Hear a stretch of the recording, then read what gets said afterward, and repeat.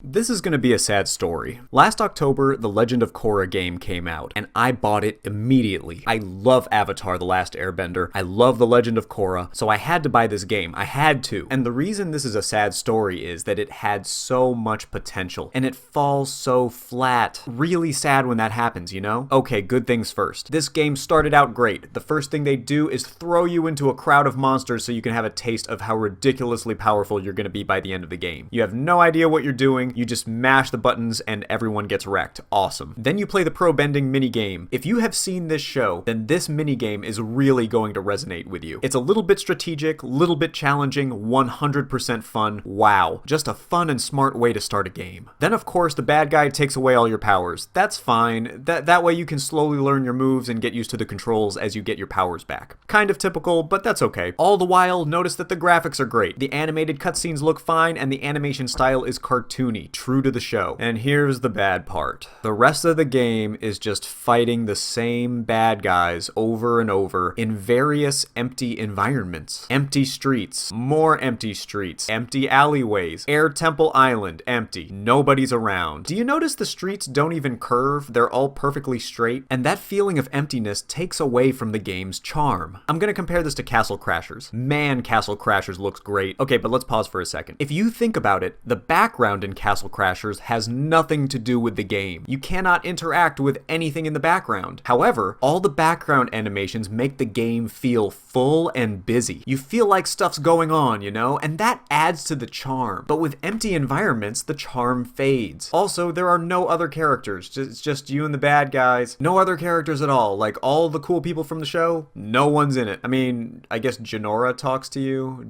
but I mean, all of this wouldn't be too bad, but the thing is the combat really isn't perfect either. The camera in this game isn't very smart, so you have to make sure to turn the camera on your own all the time, and that's a pain. Some of the bending elements are also noticeably more powerful than others. Like air, it's definitely the best element because it just wrecks everything. The difficulty isn't scaled very well. Like you'll be having fun and then all of a sudden the game will get stupidly hard for no reason. Look at all these guys. They're all throwing stuff, shooting cables at me. There's electricity coming out of the ground. It's just not very satisfying when you can't even move. On top of all that, the game costs $15, and that's not really a lot of money, but it feels expensive when the streets are so empty. So should you buy it? Only if you love Korra like I do. And even then, you know what they should have done? They should have just turned this pro bending thing into its own game with multiplayer. Oh man, that would have been sweet. This pro bending is it's just the best part of the game.